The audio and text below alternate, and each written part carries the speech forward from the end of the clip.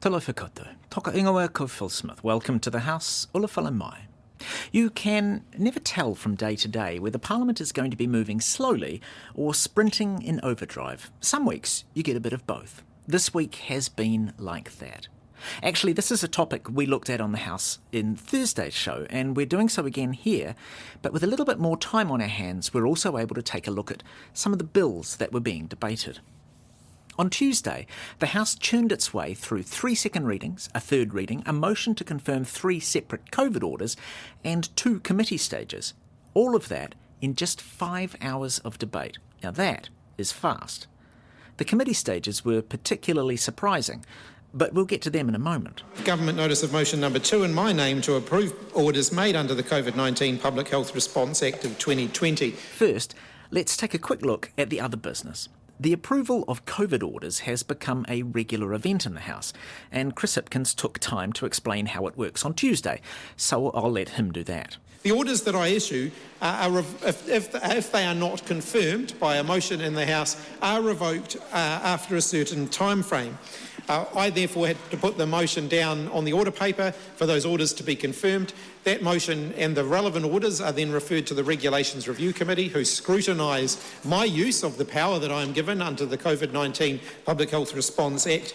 They have the ability to raise issues both with me as the Minister responsible and also with the House. And so we are now dealing with a motion to confirm 3 of the orders that have now been scrutinised by the Regulations Review Committee under that particular process. After that debate, the second readings were all pretty uncontroversial.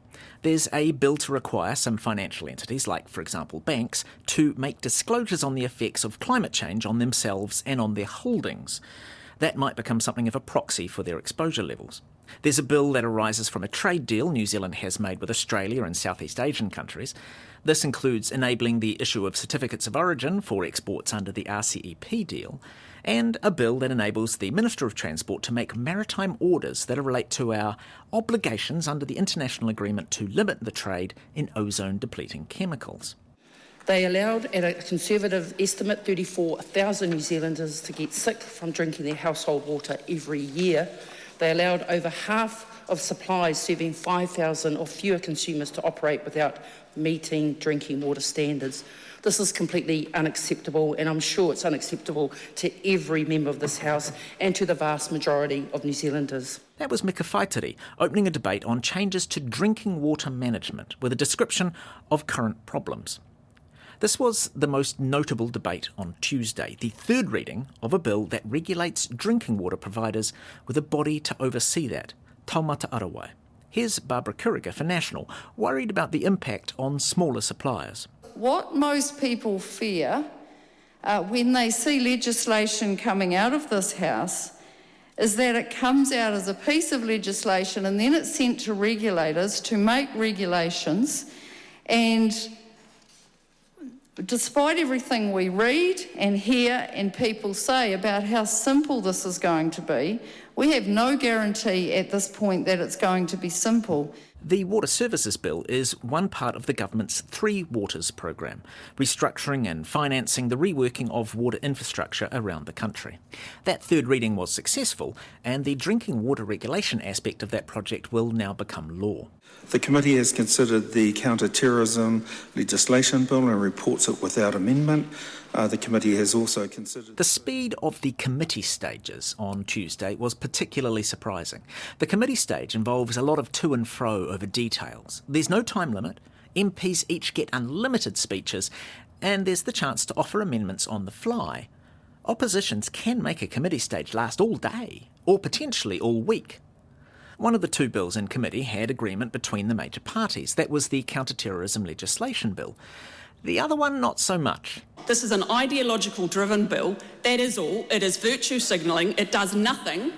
It will harm and hurt children and their long-term futures, and Labor should be ashamed of bringing this bill into the House, and that's why National strongly opposes it.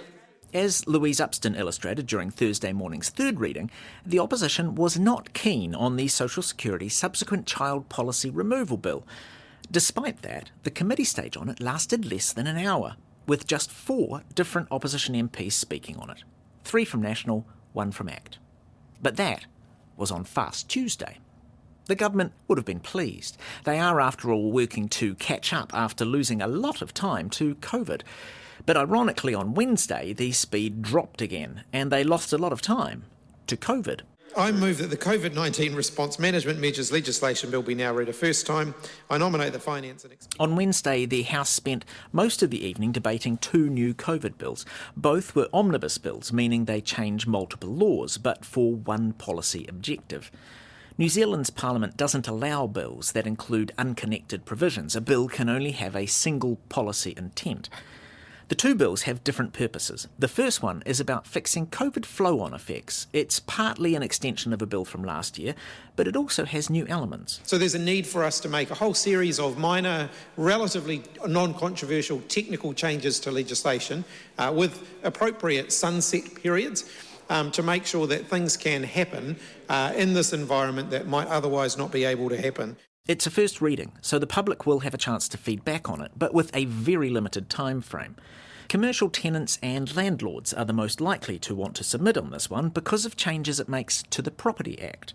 Here are the Minister in Charge, Chris Hipkins, National MP Chris Bishop, and the relevant Select Committee Chairperson, Labour's Duncan Webb, on that element. The amendments to the Property Law Act support commercial tenants and landlords to come to agreements that adjust rent due under their leases so that the parties can share the financial burden of the COVID-19 disruption. It enables more businesses to remain solvent through the COVID-19 pandemic and it provides a way to help resolve disputes if an agreement can't be reached. Retrospective and actually interferes in the sanctity of contract between landlords and tenants. And I know that members in this House will want to get to the bottom of exactly why that is going to be the case and why the government is advancing that. I think Mr Bishop was right when he identified the insertion of an implied term in commercial leases as one of significance that we need to have a good look at. The second COVID bill is focused on government powers to manage COVID. One point of discussion on the second bill was the increase in fines and fees for breaking COVID rules. Here are National MP Chris Bishop and Green MP Julianne Genter with takes on that. The draft bill that was produced proposed introducing it to 1,000, and now we've ended up with 4,000. So this is a real increase in fines, and it may well be warranted, but it's really interesting that it's gone well beyond what the officials recommended was proportionate and equitable. It's simply not fair and can exacerbate inequality to simply put up infringement fines. And there are other jurisdictions that take an approach to infringement fees that it's a percentage of your income or, they use a proportional approach that makes it more fair. The reason Wednesday went so much slower was that both of these COVID bills both have short Select Committee hearing periods, one of them just a couple of weeks. When the government asks the House to allow a shorter Select Committee process, that triggers a separate debate, just about that. Non-government parties are seldom keen on quick turnarounds, so a debate is usually assured, and it's a great chance to slow down the debating rhythm. Especially because the debate is open-ended and not proportional, meaning the opposition can keep making extra speeches, even if the government doesn't. Here is Jackie Dean in the chair. Can I just explain to the House that this debate should be confined to the reasons why or why not the report date should stand. Members can refer to provisions in the bill and why the members oppose or support the report back date. In practice, the House debates the first reading and then immediately debates the committee instructions. That happened twice, back to back, and took up most of Wednesday evening. Mōrena mai tātou katoa I runga te tukungi o rātou mā te wāhi ngaro, tēnā koutou, the House is resumed. Because the government is currently trying to catch up on lost time, there was an extended sitting this last week. MPs also debated bills for 4 hours on Thursday morning.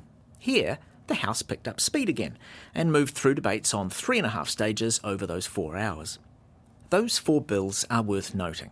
2 of them are now set to become law, and the other 2 have had first readings, and so there will soon be a request for public feedback. Here is Rawiri Waititi for Te Pāti Māori. We unequivocally condemn all acts of violence and terror. That is why when we think about the victims of terrorism, our thoughts also go back generations of tangata whenua and First Nations peoples who have suffered from this country's history of state state-sponsored terror. The counter-terrorism legislation bill received a third reading and will now be signed into law. It rewrites terrorism laws to make prosecutions possible both earlier and more easily. It redefines what constitutes terrorism and gets more specific about crimes, including funding, planning, travelling to, or training for an act of terrorism. Ultimately, National and Labour supported it, and the three smaller parties were opposed. The other bill now becoming law is the Social Security Bill that had a committee stage on Tuesday. It stops those already on a sole parent benefit who have had a subsequent child from needing to find work once that youngest child turns 1. That requirement now moves to when the youngest child turns 3. You heard National MP Louise Upston on this bill earlier in the program. Here's Labour MP Glenn Bennett. We're about investing in our solo parents, supporting upskilling, training. That's why we have reinstated the training incentive allowance, enabling, not punishing solo parents who have children. There were also two first readings on Thursday morning. The first was the Civil Aviation Bill. It aims to replace the Civil Aviation Act, which is 30 years old, and the Airport Authorities Act, aged husky 45. This bill is not particularly controversial. The new planned law includes rules on things like remote piloting or even autonomous aircraft, on security, on drug and alcohol use, and on emissions. The Transport and Infrastructure Select Committee has already made a call for public submissions on that bill. An agency to advocate for consumers. I think that's definitely needed and will be worthwhile. The other first reading was the Electricity Industry Amendment Bill. It updates industry rules and, as you heard, creates a new consumer advocacy agency paid for by a levy on the industry. That aspect was not so popular with opposition parties. Previously, you heard from Green MP Julianne Genter. Here's ACT MP James McDowell. ACT were largely in favour, but not on this issue. We are, however, highly sceptical of the Consumer Advocacy Agency, which could be a little bit of a Trojan horse. There is a risk that such an agency will be stacked with anti-business types who will advocate for more bad government energy policy at the expense of consumers and businesses. And finally this last week, on Thursday evening, the House kicked off a brand new bill to create a public holiday for Matariki, beginning next year. Here are Kiritapu Allen, Mika Whaitari and Michael Woodhouse. Matariki hunga nui, matariki whakakotahi i a tātou, mā te piri nei e pera ai, ka tā paia I konei te pire ki te whare.